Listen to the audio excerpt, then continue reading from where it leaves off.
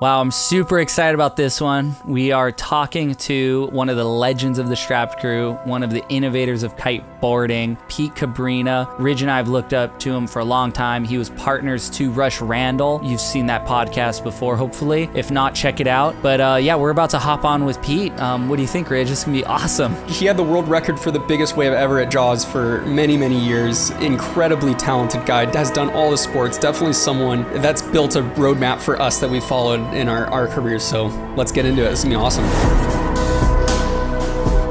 had a little off. Yeah, I had to cut a bill off. Yeah, but if we be real though. Pete, thanks so much for joining us. You're definitely one of our dream guests to get on here. The stuff you did in big waves, windsurfing, kitesurfing, building one of the best kite brands of all time. It's an honor to have you in here. Wow. Well, it's a pleasure to be here, and it's always great to chat with you guys. Yeah. So it'd be sick to just start at the beginning of your career and or just lifestyle of being in the ocean. And where did you originally start surfing? Where did you grow up? How did you get into this crazy world? Yeah, we're going way back. So I started surfing when I was about 5 or 6. In Kailua. And so I just thought of it the other day. It's been, 50 some years of surfing, and just even that coming out of my mouth sounds kind of crazy, but it's been a long time. So I started surfing the Kailua shore break, which is like a, wind swell wave, basically. Never really gets big. It's just a little, shore dump. But when you're a Grom, it's perfect. And I was just crazy about surfing. That's all I did every day, And then when I was 15, my friend turned me on to windsurfing. He had one on the side of his house, and he's like, I got this thing. It's called a windsurfer. Why don't you give it a try? And, since I was on the windy side of the island, I was like, yeah, sure. It sounds cool. So I tried it. And you got to remember, this is back in like 1975. So the board was like 12 foot long. The booms were 8 feet long. They were made out of wood. The sail was like this big, spinnaker basically. And, but somehow it was fun. And I was like, wow, this is kind of interesting. This is cool. And it just grabbed me. And so then it was just windy days, windsurf, and no wind and surf. That seems like the right balance of for anyone in Hawaii or anywhere that's windy, right? You have to have a wind sport, and you have to have just a normal surf sport so you can be on the water all day. Yeah, exactly. So that was 1975, and immediately because the boards were so big, you weren't exactly surfing on them. You were just kind of sailing on waves, basically. And so it wasn't immediately. I wasn't thinking immediately like, oh, this is going to be like my new surf vehicle. But, there was a community there, and I quickly realized that the best guys in the world were living in Kailua. Robbie Nash, he was just down the street. He just a year before was first time world champ. And his family, Rick, and, Mike Horgan and Larry Stanley, and all these guys were the guys that were kind of pushing the sport more towards the performance side, because windsurfing back then was just like this one design racing thing, which was this huge thing around the world. But they were like, hey, we could probably, modify this craft and, turn it into something that could ride waves. Yeah, because back then it almost seemed like it was more similar to like traditional sailing versus it nowadays. It seems like it's this completely different thing that, guys are doing flips in and riding giant waves, but it seems like those one designs were very, very different from what we see now. Yeah, for sure. I mean, that's the beauty about all these things that we're involved in. They're just such an evolution, and it's such a hybrid of other sports that come into it with influence, and then it just starts going, and it never stops. It'll never stop. And you had guys like Matt Schweitzer and Mike Waltz doing their thing on, in the surf. And, we had so many people coming at it from so many different directions. in the late 70s and early 80s that the thing was just erupting, and you couldn't make the equipment fast enough. And we've seen that happen, in a few other sports as well, right? With kite surfing and wing foiling and foil boarding, and and once you get on that train, then it just doesn't stop. Were you part of a company right away, Pete, or did you have any vision, like when you were younger, I'm gonna maybe make a company out of this, or am I going to be a part of something else? Or were you just like a competitor and rider for a majority of the beginning? Yeah, in the very beginning, I was just a grom. I was just enjoying the sport, just loving it. And but I was surrounded by all these innovators and makers and builders and shapers, and so I got to see pretty quickly that and because the sport was so new, that stuff wasn't really available, so everybody was kind of making their own. So I started shaping when I was like 17, and I had a shaping bay on the side of my house, and I started a little brand of my own. Had a logo, and I made. What was the name? Dolphin Windboards originally. Yeah, pretty funny. Sick. And then that evolved into Pete CABRINHA Designs. Like most shapers just have their name on the product.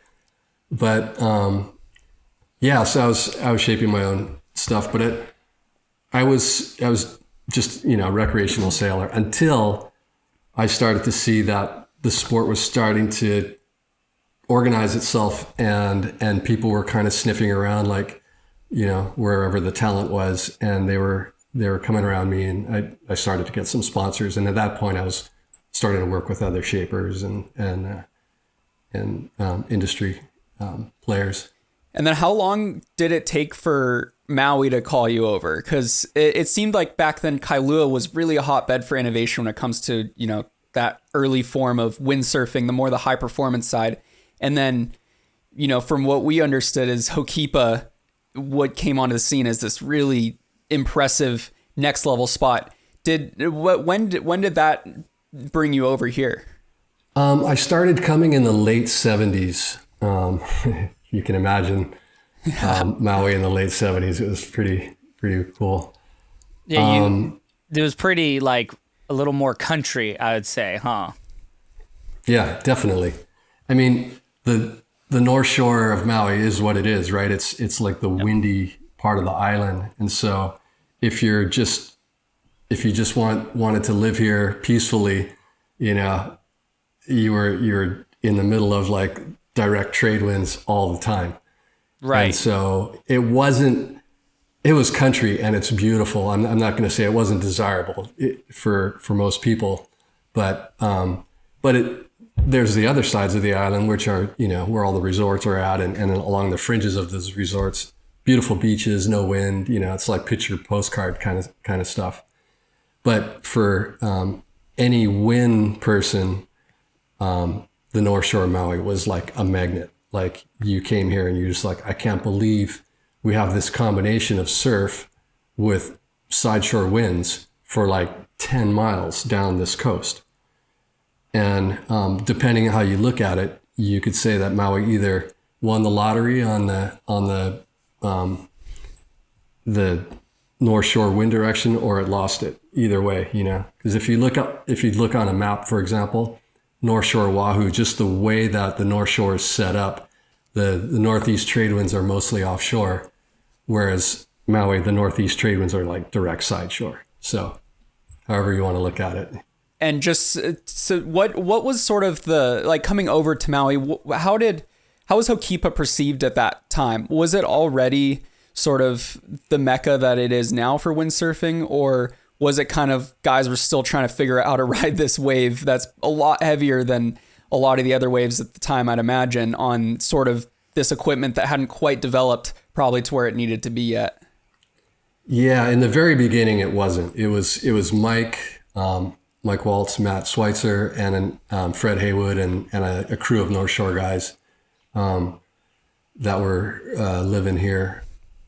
And then it happened really quick. It got discovered by the rest of the windsurfing world, and they just started coming.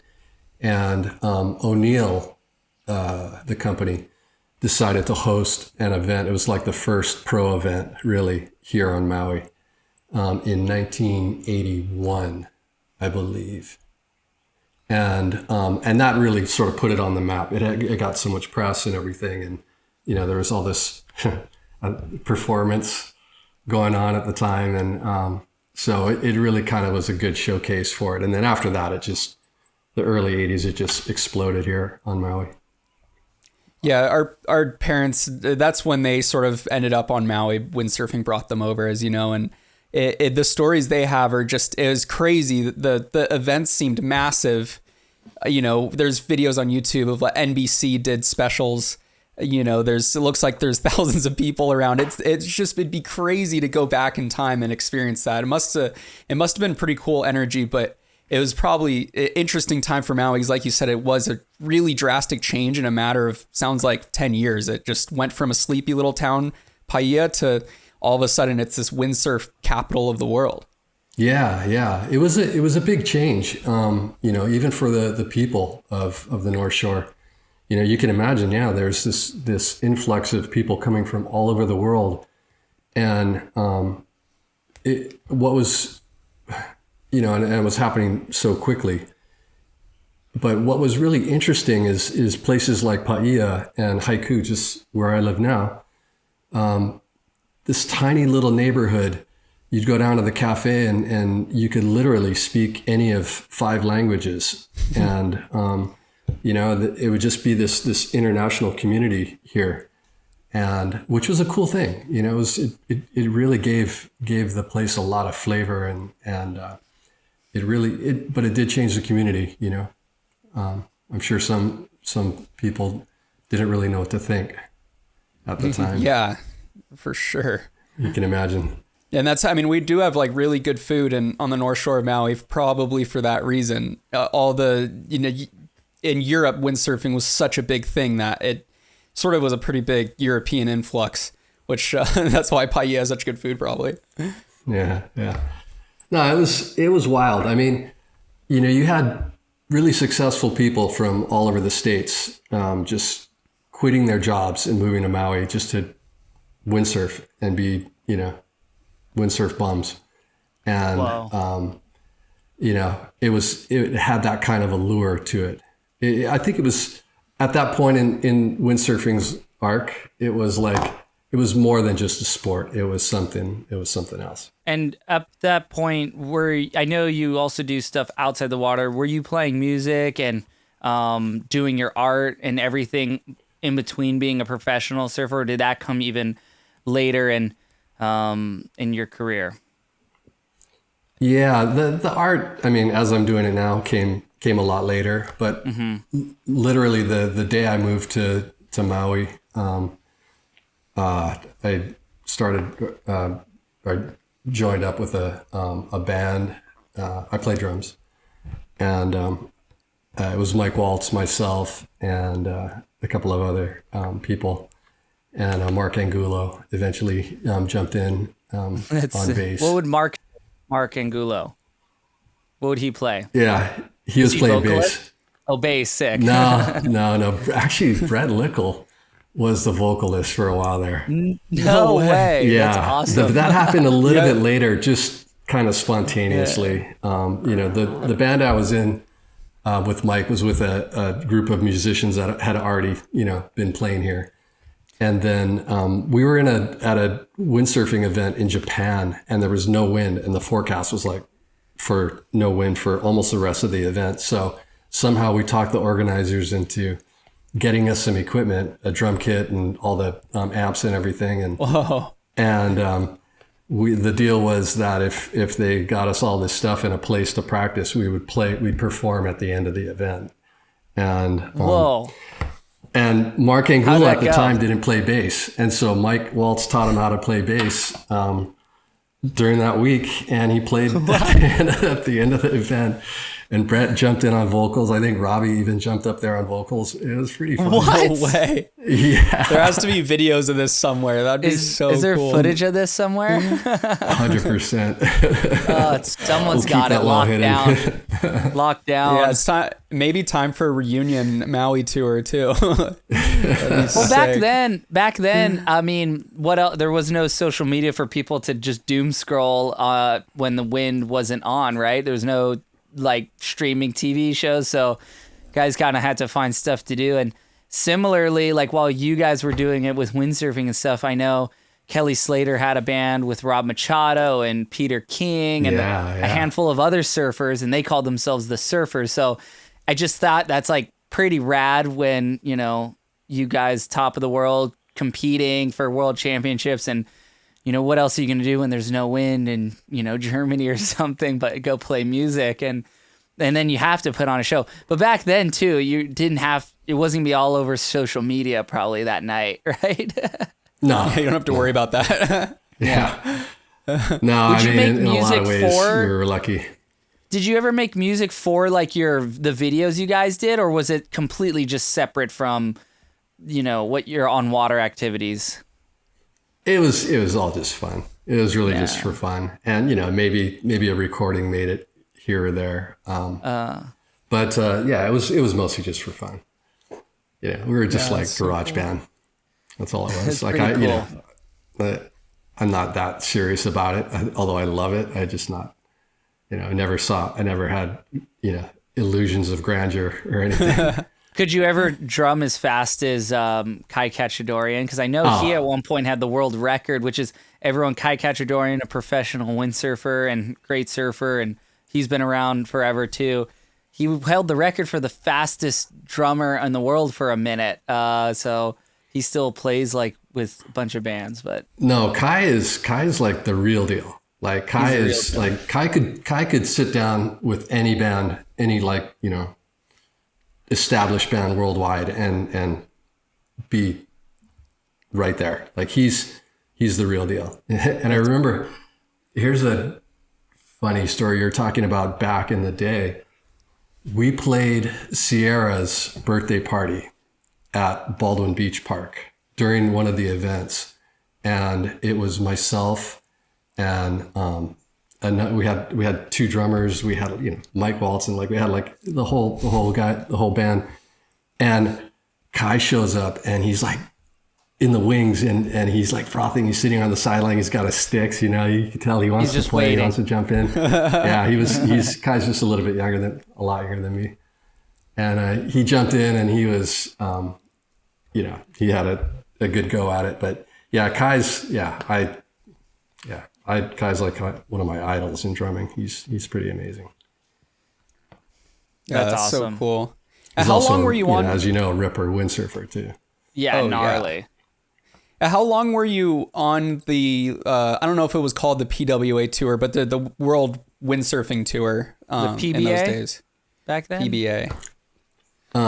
Yeah, actually, before the PWA, it was the WSMA. It was a World Sailboard Manufacturers League, and yeah, in my mind, that's kind of the glory days of professional windsurfing, because you can imagine, because it was all the manufacturers who were organizing the tour, they were trying to all outdo each other, and so they were really, you know, every event we went to, the riders area or the team area was really built up, and they had, you know, it was comfortable for us. Like it was pretty insane, actually. Yeah, that was the good times. That's so. And were you at this point, were you based permanently on Maui, or were you still on Oahu?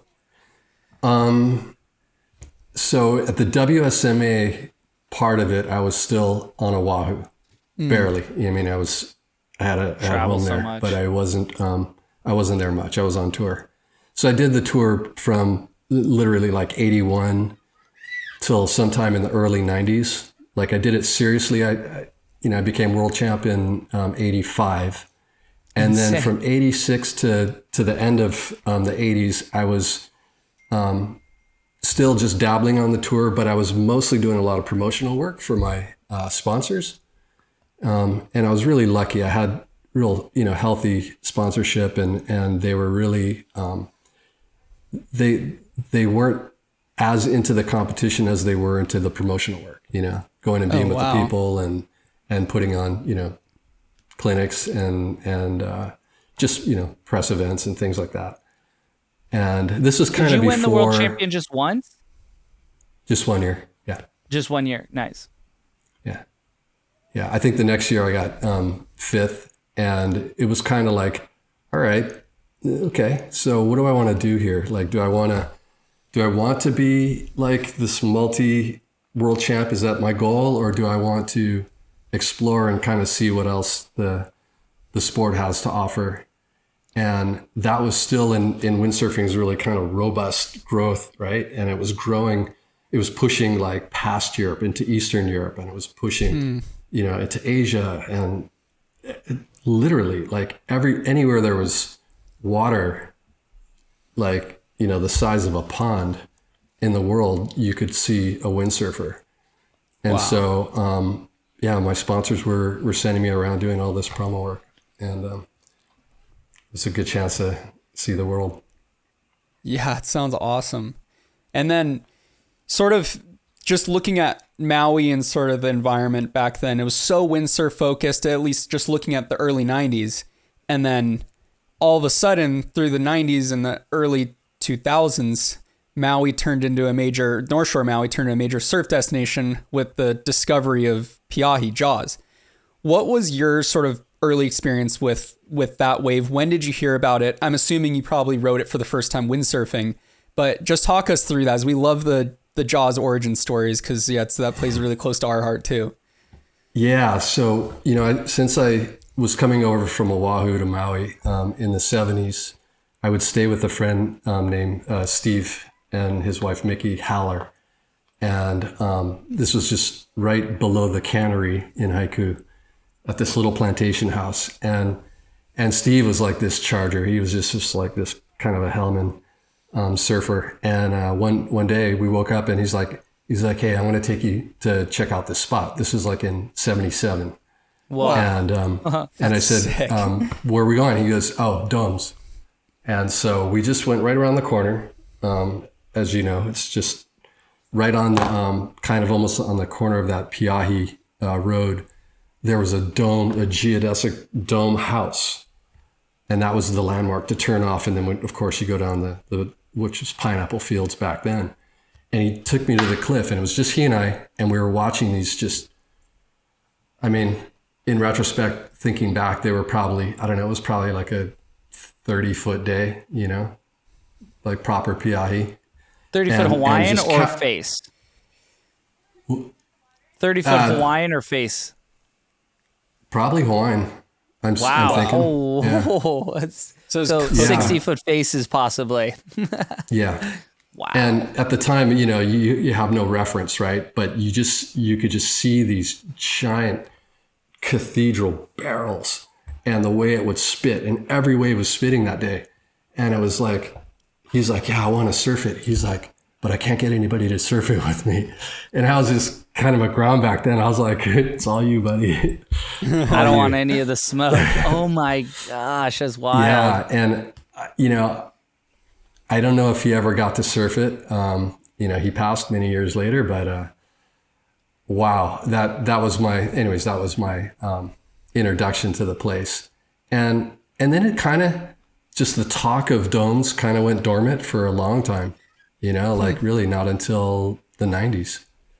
Why do you think the 80s no one was talking about it? Yeah. I think one of the reasons is proximity, right? I mean, if you look at where it is, right, it's a good ways down the coast where it's nothing but cliffs. So access is one thing. It's not like you're just going to rock up in your car and paddle out. Then you've got on Maui, when it's big, when it's that size, you've got spots like Honolulu, you got, there's other options. And Piahi is also, as you guys know better than anybody, it's right in that corner of the island that if there's any like breath of trade winds, it's going to get magnified right on that corner. You know, that's kind of where it starts. And so it's a windy spot too. It's not, yeah. Was your first session on a windsurfer there? Did you windsurf up from Hokipa ever? No, I didn't. My first session at Piahi was in the afternoon. I went up, I jumped on a boat with Robbie Seeger, and we went up and was this pre-jet ski? Yes. Pre-jet ski. Yeah. But it was kind of right before. Like early 90s, like 91, 92? Oh, gosh. Yeah.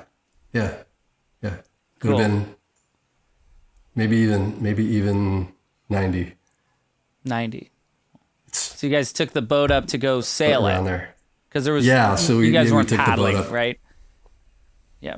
Sail. we went windsurfing, and it was in the afternoon. I think we got there at like 3:00 or something, and we windsurfed till almost dark. In fact, we had to come back in the dark down to Kahalui, and we weren't launching at Maliko back then. Yeah. Was there even a boat ramp at Maliko at that time, or was it like you would just drive through there through Haiku sort of deal? There was, I think a boat ramp's been there pretty long. I think it's been there a lot longer than we started using it. But yeah, so that was my introduction, and you know, it was fun. Windsurfing there is fun, but I've windsurfed it, I've kited it, and I've surfed it, and I think surfing is my favorite of all of them. It's just a little bit more intimate, and you're not that influenced by the wind, you know. The way that wave bends and wraps, like windsurfing, it starts off side shore, and then by the end of the wave, it's like really ripping up the face, pretty offshore, and yeah, that's not a whole lot of fun. So surfing was always the most fun. Well, I've seen it time and time again too, like, and I've experienced it, but like windsurfing, you're riding the wave and you barely can catch the wave. Once you're on the wave, you're overpowered. It's like 40 knots at the top of this wave, but everywhere else is like 15. And then you kick out and the waves are so big, there's a giant wind shadow. And the last time I think I was out there, Marcilio Brown Brazino, the current windsurfing world champ, he had done everything right. He never really falls out there, and he kicked out, and there was just a huge wind gap, and a giant west set came in, and I was luckily on a ski, and I was on my Sea-Doo, and I was able to go in and pick him up, and his gear just got eviscerated, and it was on the rocks, gone, never to be seen again. And I you know, he dodged getting beaten, but you know, when you're a windsurfer, you're just dead in the water. So you know, that's I know what you're talking about when you say like windsurfing can be maybe one of the more challenging approaches out there. Yeah, and on the backside of when a wave comes through, if you just kind of look at what the spray is doing, it's doing like a lot of this, and so yeah, you don't have a chance if you're on a windsurfer. Like it's not clean wind. It's not like you're just going to just get out of there quickly. And then but that left, like, when did you start towing surfing out there? When, like, how did that strapped crew kind of come together? Was it just all you guys were together anyway, windsurfing and doing stuff, and it was like, hey, do you want to go do this? Like, hey, we're going, and it's like, where do you even start with equipment? I mean, you were shaping from really young, and you're like, I feel like going out there, I would imagine nothing that I made would work, because you're kind of pretty doubtful, and you know, if you fall, you might drown, you might die, and so it's like, where do you even take that first step when your life depends on it? Yeah, I know. We just kind of just treaded into this towing thing, just organically.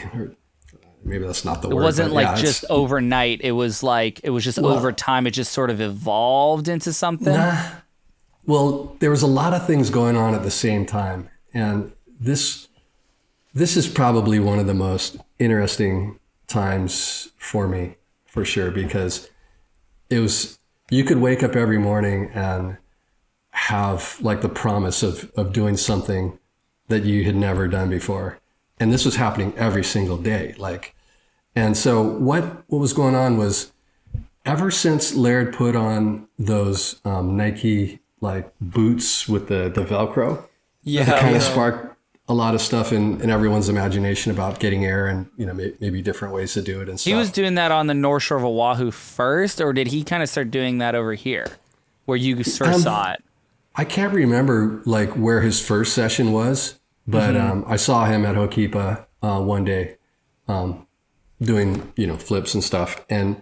But I guess the Velcro was kind of problematic because if you stepped in the wrong spot, there was no adjusting. Like you were just like in the wrong You were spot. committed. In the wrong spot, yeah.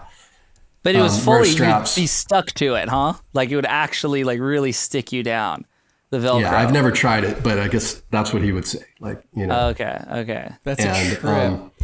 So, but the concept was there. And then one day I remember sitting on the beach at Hokipa and Mark Angulo was out and he had one strap on the front of his surfboard. And he was just like jamming down the line and then boom, he busted this air. And I was like, whoa, like he, you know, he got air, but it wasn't pretty. Like it was just like this flyaway thing. But the next morning, because we, you know, Mark, Brett, Dave, Kalama, myself, Mike, like we would have breakfast like every day at Charlie's, like you know, after surfing. And the next morning, Brett was like, yeah, the strap thing is insane. We're all gonna put straps on our boards, you know, but they're like, one is none. Like you need two straps. So we all just like went home and would like start drilling holes in our boards and put inserts in. And pretty much the next day we all were strap surfing. And in the beginning, like we would strap surf and then we had a boat and we would do like these tow-ats where we were just like whipping each other at waves and just doing flips and whatever and trying to, you know, figure out rotations and stuff like that. But You we guys were used doing to the do that at strap thing. Ma'alaya, right? Like back in the day, like go into the wind and basically trying to find those corners. Do those 720s. I mean, we saw all that footage from back then. It was insane. Yeah. That was a cool little summertime playground to really kind of get your air game going. But we were doing that strap thing and all that. And then Buzzy, Derek, Donor, and Laird had that one day towing out at, I think it was Revy's or Phantoms. And it was on the North Shore. And the very next day they were back in Maui. At least Laird was back in Maui. And, you know, he was talking it up and we're just like, all right, well, cool. And now we're not just going to like tow at the waves. We're going to, you know, we're going to try to tow in. And, oh my God. It was just a calamity of just, I think the very first day we were going to go like towing, everybody's on the phone in the morning and we're like, hey, we're going towing. And Mike Waltz had a red Zodiac, this little tiny Zodiac. And so it was myself and Resh and Brett and I think Mike. So it was going to be four of us on the boat. And then the next thing you know, there's like, oh, well, my wife wants to come and, you know, Aaron wants to come. And next thing you know, the wives are coming. And so we're like all of us on this boat. We got the boards all strapped to the front of the boat, like 4 boards, like strapped on the nose of the boat. And we leave Maliko, take a left turn, and we're coming downwind. And pretty much like we surfed down like the first wave into the front of the wave in front of us, and the boat completely like tacos. Oh no! It like folds in half, and like the boards come, like I think they smacked Rush in the head and like knocked him out of the boat. Oh my no! Oh my God! So much for like our tow sesh. The R&D. Yeah. So that was the boat didn't have enough you know, air in the hull and whatever. But that was you know, day one. That was I think it ended even before it started. But then we started towing, and we were towing first down the coast at like Sprex and Noriega's and you know, everywhere. Not Piahi yet. When was it when you guys evolved to Pe'ahi? Like, I think that the early tow sessions were happening like early in the winter, so we hadn't had a Piahi day then, luckily. And then all of a sudden we had a glassy, like, I don't know, maybe it was, Piahi was breaking, so it must have been like 15 foot, but just, it was like it was just a warm up kind of day. And we were using the boat to fling us into waves. And we had just pretty much traditional surfboards with straps on them. Like I had a Sean Ordonez EPS, but lightweight, but it had inserts. And in the beginning, that's all we had. We didn't know we needed something different right away. And then we got a couple of real Piahi days, and even shoulder hopping on those traditional boards, you could figure out that like you needed something that was going to be able to handle the kind of speeds that you were getting. So wow, then started this mass equipment revolution, and it was pretty interesting for all the shapers involved. There were, Timponi was one of the first guys up, and everybody just barraged him with like ideas and their thoughts on what it was going to be, and everybody was kind of trying something a little bit, some similar things. Like we all knew we needed super narrow boards, but the fin configurations and volumes and tail shapes and and Timponi was getting it from like every direction, and Jerry Lopez was also in on it, and so he was also getting a lot of feedback, and then he came up and started surfing with us as well. He was on Maui at the time too, right? Yeah, he was living here. He had his board factory up in Linda, and Kinoshita, and gosh, who else? Brewer was also getting a lot of feedback from Laird and Derek, and they were all into the balsa boards. So stuff was happening really, really quickly. Like you would get you get 4 boards, right? You're like, I'm going to make 4 different boards. You get all 4, and by the time the glass is dry, you're already like on to the next idea, and those 4 boards are already obsolete. And that's what was happening. It was all happening super quick. Wow. And yeah, as you can imagine, like the way you found out those boards didn't work was you'd whip into a wave and get to the bottom, and the whole thing would just, fins would cavitate, the rail wouldn't hold, and set would just unload on your head, and you're like, okay, this one's out. Yeah. Gosh. And something that I was super, in our interview with Rush, we were talking about, because it's just such a crazy concept to us now in the safety side of things, is this old footage that we grew up watching you guys. A lot of the times you're in board shorts, and like you said, testing the equipment, figuring out a brand new wave that turns out it was the greatest big wave ever discovered. What was it like not having any sort of flotation or anything when you fell? Yeah, it was crazy. I mean, but if you think about it, the flotation, it's really no different from every other surfer before us, I mean, think of all the Hellmen from the 60s that were, going out to Waimea and the North Shore of Oahu and other parts of the world doing the same thing. So, I mean, in that regard, it wasn't any different from what they were doing. Okay, Piahi is a pretty serious wave. Yeah. I think Piahi's like 10 Waimeas probably. Yeah, that's what I'm saying. It just seems unimaginable if you fall on a solid one out there.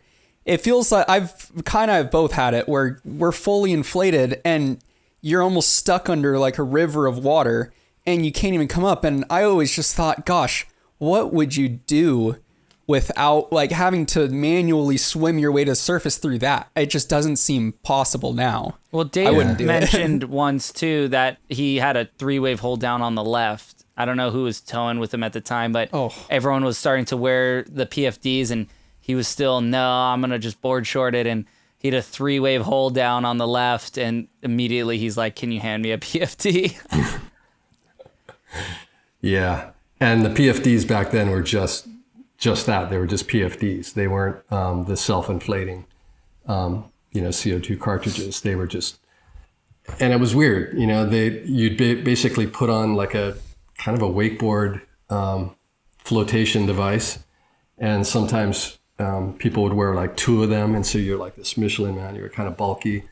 But the bummer about that, as you probably know, is in that kind of situation, like if you fall, you can't penetrate like you want, if you have a lot of flotation. And so that's sort of a catch-22. Sure, you'll come up quicker or eventually, but you also can't get away from it when you do need to get away from it. So so it was kind of tricky. Yeah, I developed a PFD that was not self-inflating, but it was an air PFD. So it had bladder chambers in it. No way. And you could just blow. You could kind of fine tune it just to the buoyancy that you wanted. And I made it so that you didn't come up immediately, but if the shit really hit the fan, you would eventually end up on the surface.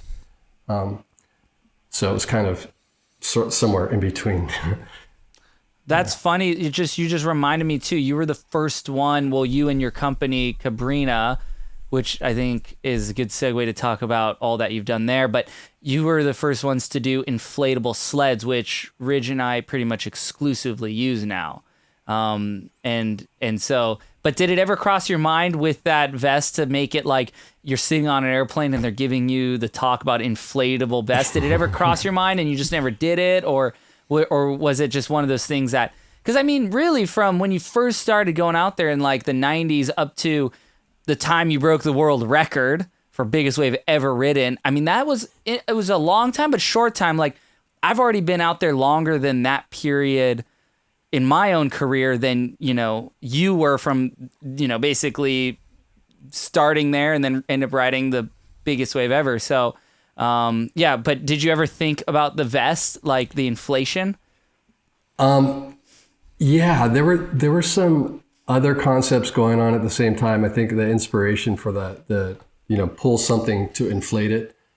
I can't remember whether it was Dave or Laird, but one of them had like this ball, like this little ball, and then you pull it and it inflates into a buoy.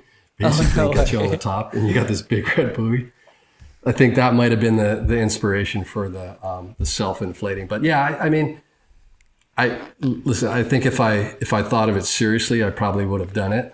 I think Shane may have done the first one.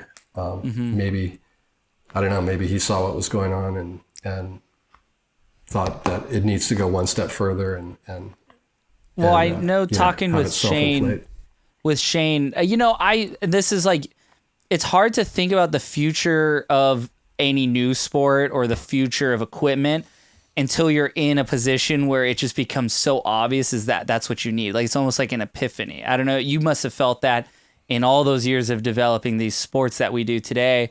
But like when I'm out there, all of a sudden it'll be like, well, obviously you got to do that, but you have to be in that scenario. And, I think with towing surfing and, how careful you guys were, you could go long time without having multiple bad wipeouts. But, I think on Shane's side, probably why he ended up coming to that conclusion quicker was because he was paddling a lot and he was out at Mavericks at the time. And Mavericks at the time was like pretty much just like only paddle in that era. I think it was 2010 when he almost drowned out there.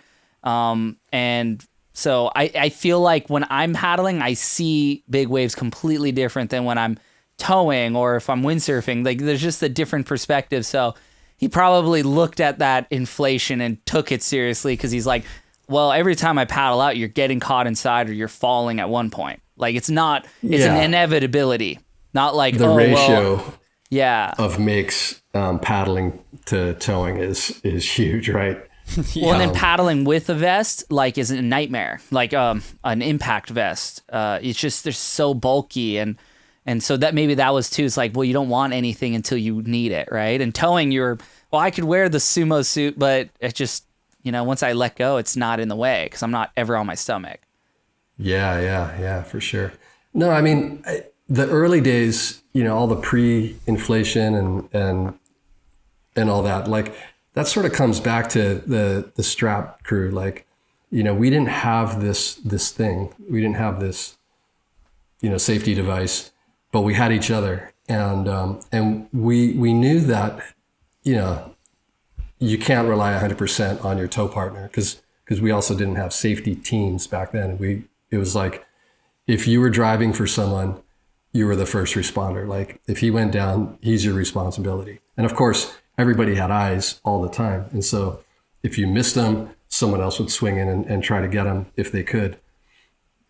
But if you think about it, there were literally, like on a day at Piahi, most of the time there were literally like 5 skis. It was just us. And so there'd be a lot of situations where you'd go down, they'd come in, try to get you, they come in super hot. You just kind of just do the high five instead of the grab.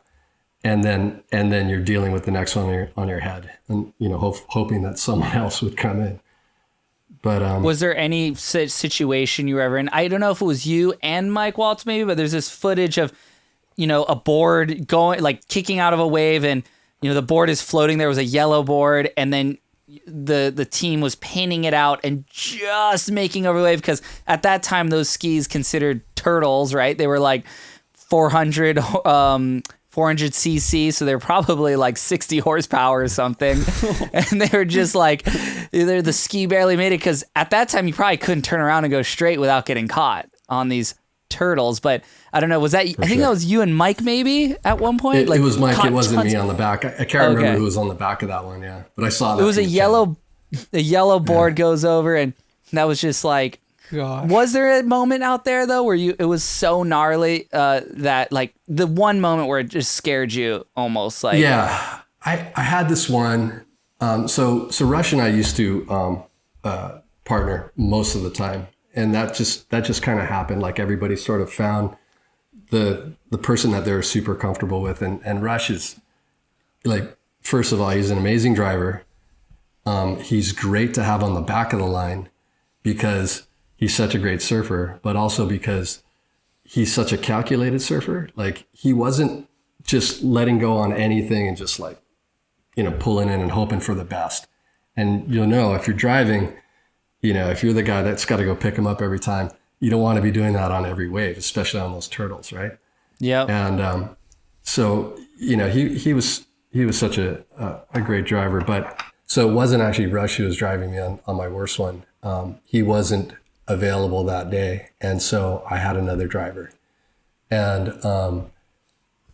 the guy was pretty fresh. And the thing about towing is that if you're doing it right, you don't need to get anywhere near the wave, really. Like you can whip the guy from so far away, and if the surfer knows what they're doing, they can get in. But this guy stayed on the face too long, and he couldn't get the ski off the wave. And so I let go of the rope, and then he turned down the face, and he basically blocked me.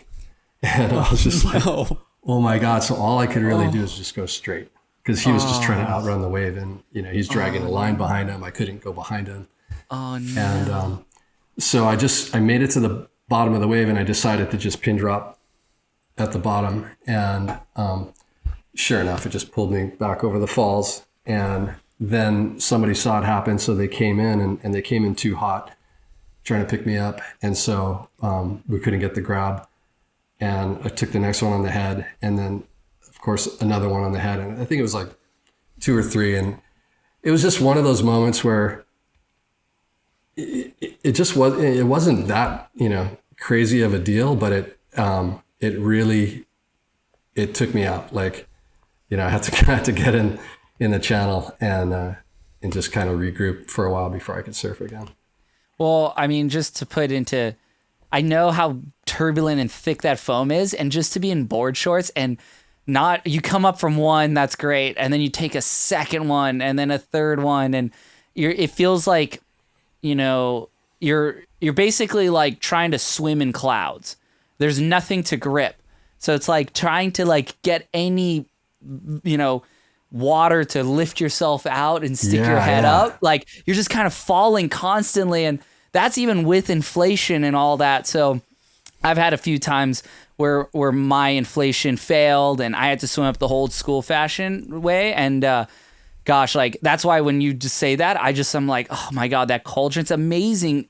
Everyone made it up, and knock on wood, like even still to this day, no one is drowned out there. I mean, I'm sure there was close calls for many, but that is just like board shorts only in the pit after getting, because if you fall at the peak, you're at that convergence, right? Just complete annihilation in one spot. That's why that wave is, I would say it's like Chopu and Nazare in a way, right? You have like the mass, but then you also have the, basically the whole ocean behind you. I mean, that wave's 10 feet below sea level, but anyway, that's and just to there's so much tell everyone how gnarly what that was like. I mean, there's so much going on right at that point, right? And it's, part of it's physical, but really there's a point where, like, as soon as you wipe out, there's not much, there's not much you can do, right? There's like, a matter of 5, 8, 10 seconds that the thing's just got you and it's going to do whatever it wants. Like you can't, there's nothing, like we're all, trying different techniques. We're like, okay, we're just going to like arms in, cannonball. We're going to just, let the energy just pass us. And as soon as you wipe out and you get into that position, then next thing you know, your limbs are just getting, blown apart. And, until it dissipates enough where you can do like what you were saying, you're just seeking that upward movement any way you can find it, right? And I think what a lot of people probably don't know is that on a big swell, it's a 20-second period. So the waves are generally 20 seconds apart. So you don't have a whole lot of time. Like, you got to get up in 10 or 15 seconds to give yourself enough time to A, either get picked up, or B, to, regroup yourself and then get back down. And your worst case scenario is if you're under for like, 15, 18 seconds and then you pop up and the next one's coming on your head. That hasn't happened to me out there, but I've seen it happen to people out there, and that puts you in a bad way because you haven't even recovered from the first one. And then just... and then it's on your head and then you're risking all kinds of other stuff. If a lip from Piahi lands on you, then there's more to it than just how well can you hold your breath. Like you're gonna be in a bad way. 100%. And talk us through. We were talking about it yesterday when we met up, but I'd love to hear it again. Just with the atmosphere, say in the early 2000s, when obviously you guys made this wave look absolutely incredible in the footage and all ripping. It made it look honestly really easy. The popularity of Jaws exploded and everybody wanted a taste of it. What was it like specifically that infamous January 10th, 2004 day? It was probably one of the bigger days ever. And it was a madhouse. Just, walk us through it. And then that was also the day you got the biggest wave of all time as well. We'd love to hear about that. Yeah. So I think by that point, forecasting started to get pretty good. And you were able to know that, when the swells were coming. And there were 2 back-to-back swells on the way. And that first one, the January 10th swell, was supposed to be the smaller of the 2. So that was going to be a smaller swell. And then the next one was going to be super bomb. In hindsight, they flipped. And that first one was super big. And that was kind of really the beginning of the everybody wanting to really get a piece of it. And people were flying in from all over. And Rush and I decided that day to just take our time, because normally we launch, pre-dawn. And that day we're like, no, let's let everybody get out there and then let's go, because we also thought it wasn't going to be super great, And by the time we showed up in Maliko, we're like, wow, this looks like a pretty solid swell. And when we got out there, literally like for the first hour, we just watched, and tow teams were just going ballistic. And what was happening, it was so crowded and the energy was so like focused and everybody wanted a piece of it. There was stuff happening like you'd get like 4 guys, 4 skis going for a wave and people were just like letting go of the rope just to claim it, just to get on the wave, but they would be in the complete wrong spot. And then the other guys would have to kind of try to peel out. But the guy that let go of the rope in the wrong spot would just get annihilated. And this was happening on like every wave. And Rush and I were in the channel watching and we're like, oh man, that guy's dead for sure. Like, that's a bad one. Like every wave was just worse than the one before. And, but the swell itself was actually pretty good. Like it was solid. And, so I kept eyeing the lefts and saw that they weren't being ridden. Everybody back wanted then, no the one rights. really went left that often. You guys always focused on the right mainly, right? Yeah. That's true. Because as you know, the left has that rock that where the wave ends up at, or sometimes it breaks outside of that rock. So if you get in a bad wave, you could either wash onto the rock, or it sort of blocks the ski from coming in to get you. From that side.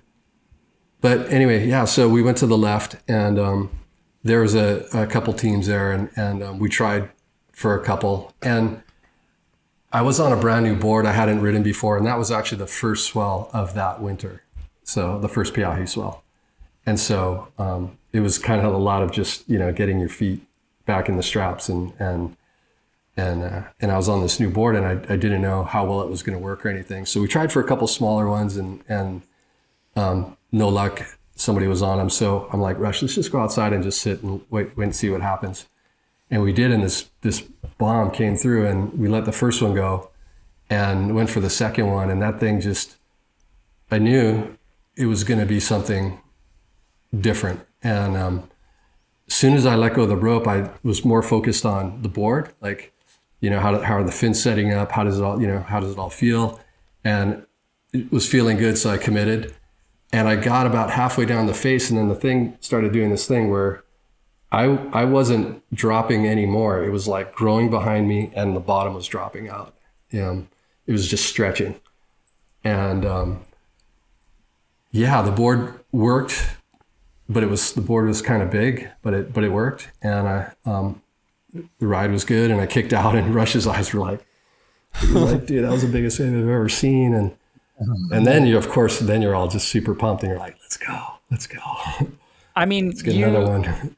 The rad thing about that is because like the rest of like the strapped crew, Lair, Dave, Derek, none of those guys participated in the XXL awards, but it was really nice to see, at least someone from that crew, yourself, get the recognition for, because you guys said we're consistently riding the biggest waves on Earth for a long, long time, like probably breaking a record every single year up until that point. So when you actually won that XXL award and was on stage, and you claimed, I think it was a 70-foot wave that they measured it out to be. I thought that was just the most insane stuff because you took out at that time too, was the biggest prize in big wave surfing because those awards really mattered back then. It was like because it was all new territory. Yeah, and I mean, let's be clear. Like it wasn't a mission of mine. Like I wasn't setting out to catch, or to win any awards or break any records. I was just surfing. Like that's. Yep.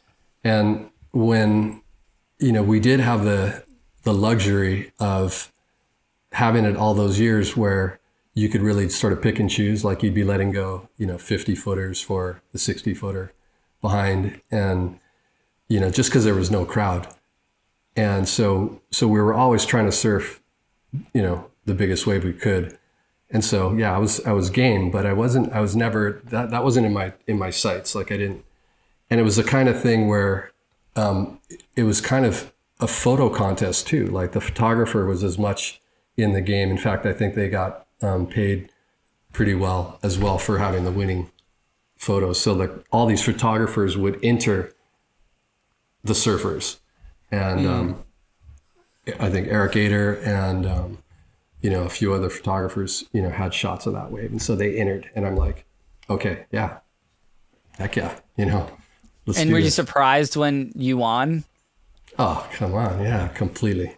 Yeah. You're like, whoa, like, what did Rush go with you, or was it just you over there with the photographer?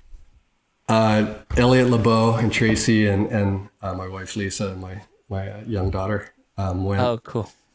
And yeah, that year, Ian Walsh had also a huge wave on the right. I think from the same day. Yeah. Maybe the And same I think wave. who Archie knows? might have also had one that year. So yeah, so Hawaii was pretty represented in that one. Well, that's Yeah, it was, cool. it was a good moment. That's so for sure. cool. Gosh. Well, before we let you go too, it would be a shame for us to not touch at least a bit on the kite surfing era. Yeah. Because you were one of the pioneers, and obviously the CABRINHA brand to this day is one of the biggest kite surfing brands ever. What did kite surfing look like in those early days? How'd you get into it? Was it just another new sport that came about that you had to be a part of? Yeah, walk us through that. Yeah, so the first time I saw kite surfing, it was in France in 1985. What? 1986. Yeah. Whoa, that's Yeah. crazy. I was on the beach at a kite event in La Torche, France. Windsurf and- event? It was a windsurf event, and it was Yeah, pretty yeah. much like it was like a non-event day, right? It was like there was no wind.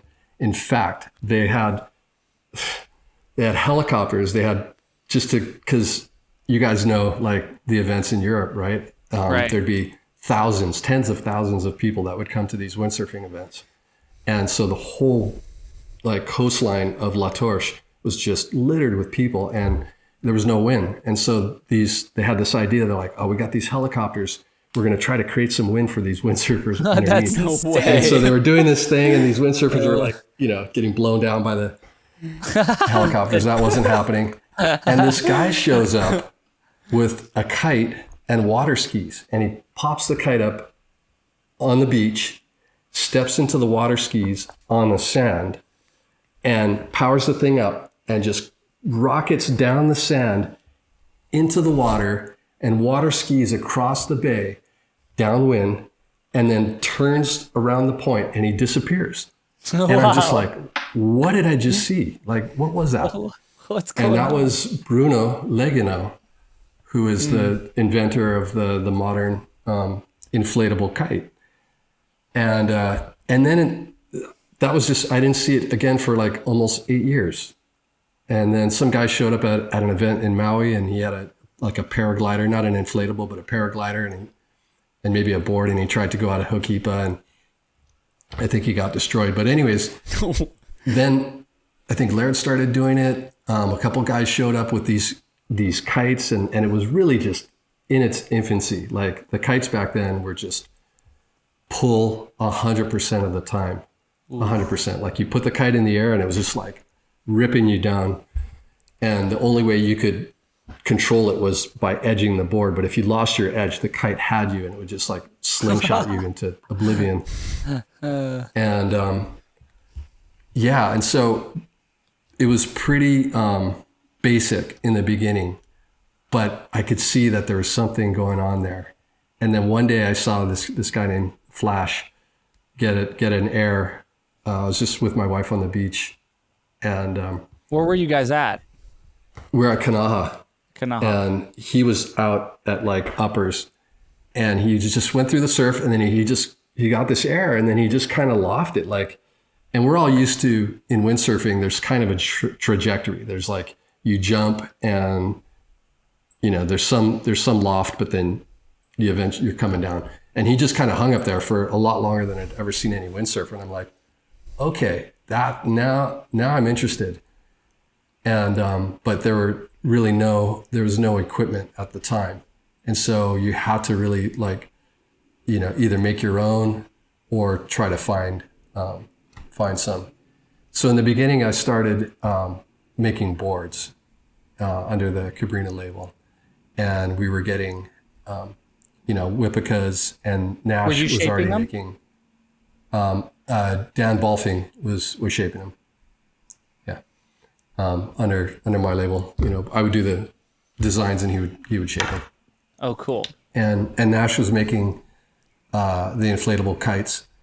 at the time. And it got right to this point where I'm like, okay, I'm seeing so many similarities in what happened in the windsurfing era, which I wasn't really, I was sponsored back then. I wasn't really part of the industry, let's say. But, I had played out that whole windsurfing career and I saw where it all went. And I'm like, this could be something similar. So I partnered with Neil Pride and we did CABRINHA, where, he had the ability to, he had the sail loft, so he had the ability to make the kites. I had the board designs. We got Bruno to design the kites in the beginning. And it was one of those careful what you wish for scenarios because the sport was growing really quickly. And he had not only the manufacturing, Neil had not only the manufacturing, but he had the distribution. So almost overnight, we were able to really bring the product to the world. And the timing was great because the sport was really just exploding. And it was really fun. I mean, it was a collision of all the things that I had wanted to do. It was like your athletics, your design, your marketing. I had been doing graphic design at that point, so I was able to do the marketing myself in the beginning. And and again, every week, every month, it was changing so quickly that, you'd come to the market with something and you would have already had a new design that just made that one irrelevant. So it was good times. Yeah, it seems like such a special time. And I remember for a lot of Kai and I's childhood, we were so envious of those years where, the development of windsurfing and of kiting, whereas all this innovation, it was changing so fast. I remember we always wanted something like that, for ourselves. And luckily we got it in the form of, hydrofoiling, winging, sort of, I guess the rebirth of hydrofoiling as it is today. So we can relate to how cool of a feeling it is to every time you go out, you don't know what to expect. Kai could probably tell you the foiling, the first time we prone foiled, did not seem like it was gonna be possible. And that was 2015, Kai, but now it's such a commonplace thing. So it's so cool to see these sports sort of come up and develop and to be a part of it. And you're able to capitalize on it through a business venture, which kept your career on the water, surrounded by it. It's definitely something that we based a lot of our sort of lifestyle and business goals on, doing a similar thing. So it was pretty cool to see all that growing up. Well, make no mistake. I mean, what you guys are doing and the way you innovate in sports today you guys are taking it so far beyond where most people could even imagine. Mm-hmm. I mean, both of you. It's inspiring for me. Like, it's what keeps me super interested in all of this, and it makes me really hopeful because I had a moment at a real strange time in my life. Like, I don't know, I think I was in my 20s and windsurfing was established, and I saw all these people around the world just quitting jobs and just diving into this sport because it was so unique and so cool. And I thought, wow, what's gonna be around for me when I'm, that age? Yeah. And now it's kind of silly to think about because it's, there's been multiple, things that have happened. But I imagine that's just going to keep going, and the generations to come, you guys are going to be innovating, all these sports. Well, now it's like, what's the next even now? Because I feel you said this once in the Waterman Bash movie when you guys all went to Namotu back in, it must have been 2000 or something. You said how kite surfing was a spin-off of windsurfing and surfing. And it just feels like, I've always looked at sports this particular way, water sports, is like finding the gray areas where the performance isn't there. And with the foil, it was like, when you guys were doing the foiling with the snowboard boots and everything, it was, you got to ride the biggest wave ever ridden, or that was the objective, and you'd still ride bigger waves. And it was like when I thought of bringing it back to a consistent basis in my own surfing, it was, well, instead of riding the biggest waves ever ridden, why not the smallest waves? Because when I go out on a stand-up paddleboard or a longboard or just about anything in small South Shore surf, there's not enough speed from the wave to do something high performance. But with a foil, you could. And so that was a spin-off, right? It was a spin-off of the original snowboard booth, big wave toe foiling. And then, winging now is like a spin-off between windsurfing and kiting. But now there's this thing called para-winging, which I know you've been practicing and doing, one of the early adopters of it. And that's like a spin-off of winging and kiting. And then windsurfing exists on the outer edges of all that. So it's just interesting how it's like, there's not going to be a new sport entirely, but there's going to be like nuances of all these sports, like reimagined, repackaged, and short line kite surfing with Lou Wayman and Elliot way back in the day were a thing. But now this is extreme short line kiting, the para wings, in a way. You could pocket it and put it in your, on your side and just foil. The foil allowed for that, but I don't know. What's your impression? What's next after the para wing, or how do you even enjoy the para wing? Yeah. So yeah, the para wing in the form that it is right now, it feels like kind of like where kites were in the early stages. It kind of gets the job done, kind of, but I think there's going to be a lot of development in that where it's going to get really refined. And, right now it's just kind of a power source, and you don't have as much control as I think it will have in the future. Yeah. So, yeah, I mean, and the thing, I think, the thing that enables all these hybrid scenarios is this open attitude. And that's something that I often think about here in Maui, is that Maui has kind of been the enabler for all this stuff to happen. Of course, you need the people that have the ideas, but at the same time, I think there's a lot of people that are scared to try new things. Like they're scared to be seen trying new things, I mean, let's face it, like, and maybe in this era of, social media, like if you do something that looks kind of stupid or whatever, it's blasted everywhere and you're sort of put down for it. But during our era, you could do whatever you wanted almost. And especially here in Maui, like there's this attitude where you could strap a carrot to your back, if you know what I'm talking about.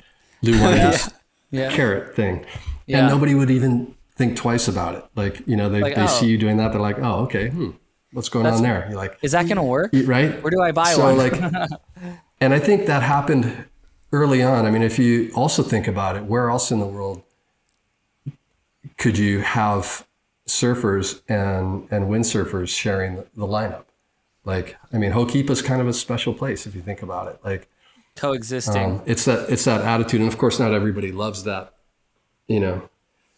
that scenario. But there's this general acceptance of, innovation happens here, and if somebody wants to try something innovative, knock yourself out. We'll either jump in or not. Yeah.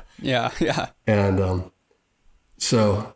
I think that's happening more and more around the world, but it's definitely prevalent here in Maui, and it's kind of always been that. Yeah, 100%. Yeah, it'll Maui. Maui no Kauai. It's gonna be so interesting. Like when we're older and it's the next generation, you can't even fathom what it's gonna be at that point, and it keeps things interesting for sure. Yeah, both of you kind of personify that whole spirit, because you're both have been pretty close to where all this has happened and the people that have were involved in it, and I see you guys are like the embodiment of that. Well, I think we're the direct attitude. We're the direct result of growing up from when we were pretty much toddlers.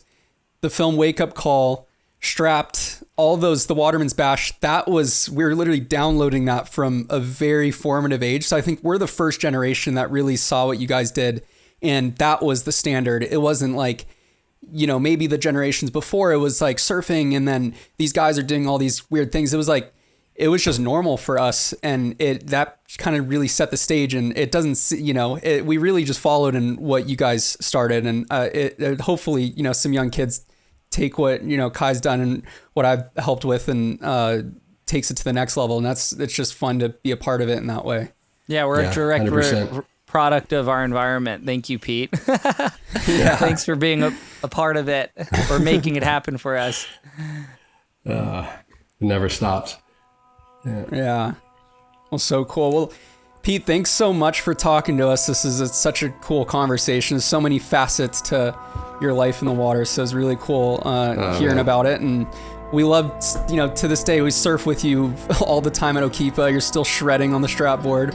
So many, many awesome days to come out there. Oh, man, it's been a pleasure chatting with you guys. And we'll see you. Thank you for your time, Pete. Next Swell.